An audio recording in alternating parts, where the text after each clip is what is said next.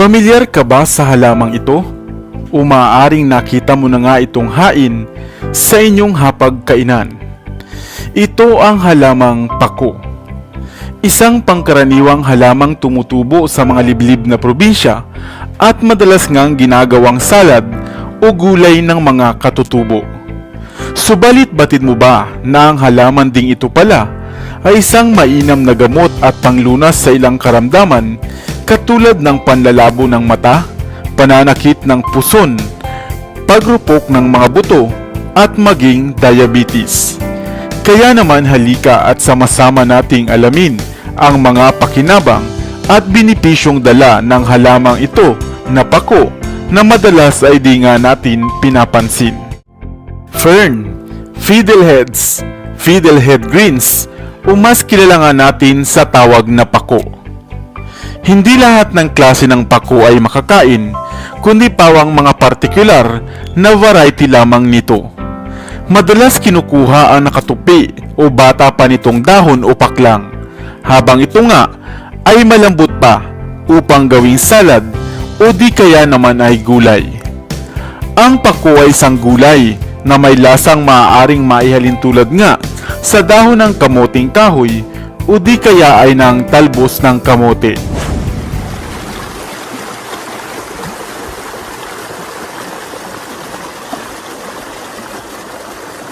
At maging sa ilang bahagi nga ng mundo, ito ay pagkaing espesyal din sa kanila. Sa bansang Indonesia, kanila nga itong ginagataan, kasama ng ilan pang mga gulay. Samantalang sa Japan, madalas ay kanila naman itong iginigisa. Sa India, kadalasan nila itong ipiniprito at ginagawa namang pickles sa bansang Nepal. At syempre dito sa atin, ito ay madalas ngang ginagawang salad o sangkap na gulay kasama ng hipon, talangka at mga suso.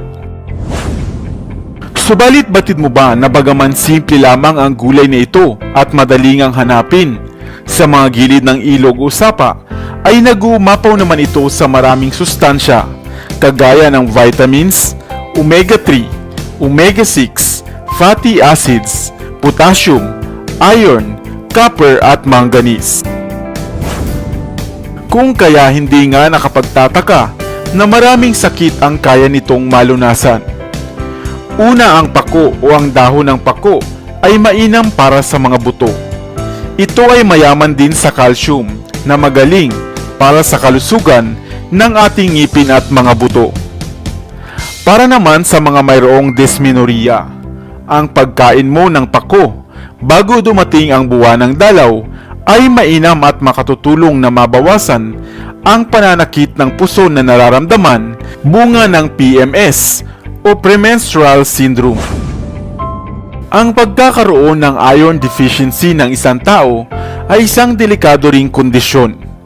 Kaya mainam ang gulay na ito upang muling mapataas ang iron ng ating dugo na maaaring humantunga kung hindi maagapan sa pagkakaroon ng anemia. Maganda rin para sa mata ang gulay na pako. Ang taglay nitong vitamin A ay mainam para mapanatiling malinaw at malusog ang inyong paningin.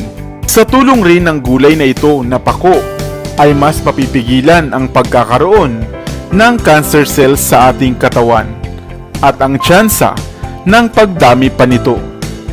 Mainam rin para sa puso ang pagkonsumo ng gulay na pako.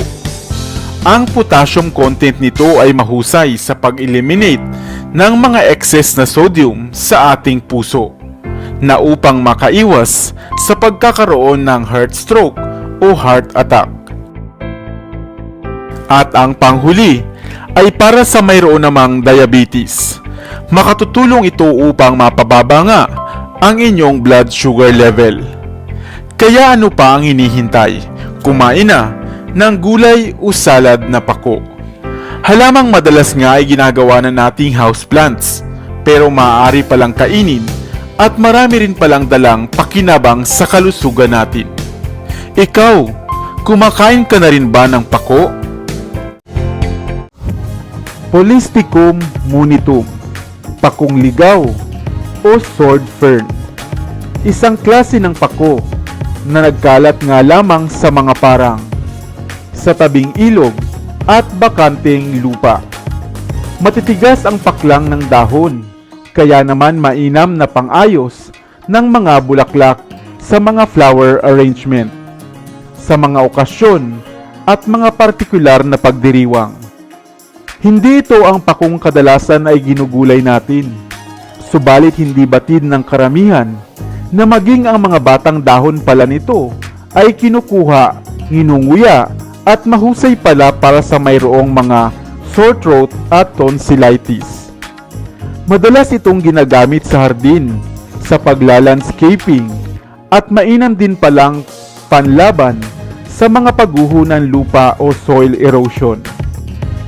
Kadalasan din itong tinitirahan ng mga ligaw na hayop katulad ng ibon, usa, ahas at mga beavers, lalo na kung ito ay nasa mga liblib na kabundukan.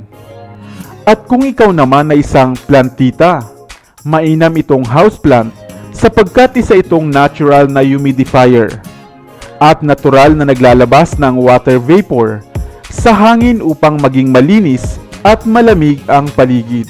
Ngunit ilan pa lamang sa atin ang nakababatid na ang ligaw na pakong ito pala o sword fern ay nagkakaroon din pala ng laman, mga bilog-bilog na laman sa mga ugat nito sa ilalim ng lupa, na animoy parang ubas din. Matubig at makatas at may lasang animoy maikukumpara sa lasa ng singkamas na medyo may konting anghang. Batid mo ba na ang mga Native Americans ay kanila itong paboritong pagkain na kadalas ay pinakukuluan lamang, sinasangkap sa mga pagbibake, ini-steam o kinakain ng sariwa na mainam palang panlaban sa mayroong diarrhea. Ang tubig din na pinagpakuluan nito ay mahusay na makaaalis ng mga balakubak at ilang problema sa anit, at mahusay ding ginagamit na panlaban sa nadaramang labis na kirot at pananakit. Kaya naman kung marami ka ring nakikitang sword fern sa inyong lugar, bakit hindi mo rin to subukang tingnan? Dahil ang mga matatandang pako na ito ay natural na naglalaman. Hindi lamang pala mainam na pandisplay at gamit sa floral arrangement, ay nag-uumapaw din pala sa ilang kagamitan. Ikaw, nakatikim ka na rin ba nito? Saan mo naman maikukumpara ang lasa ng laman nito? Ngayon mo lamang ba narinig na mayroon din palang mga makakaing laman ang pakong ligaw? Kung oo, ay comment ka naman ng yes upang patuloy tayong magtampok ng mga kakaibang kaalaman buhat sa kalikasan na maaaring kapulutan ng aral. Dito na sa Best TV, tayo ay matuto, utak mapuno ng bagong kaalaman. Dito na sa Best TV, tayo ay lumibot, lihim na mundo ay ating matuklasan. Dito yan sa Best TV, dito yan sa Best TV, dito yan sa Best TV, sapagkat lamang ang laki may alam. Dito yan sa Best TV. Sabay-sabay tayo na matuto, pagkat dito sa mundo lamang ang siyang marunong. Ating utak salina ng panibagong dunong, mga bagay na sa buhay ay makakatulong.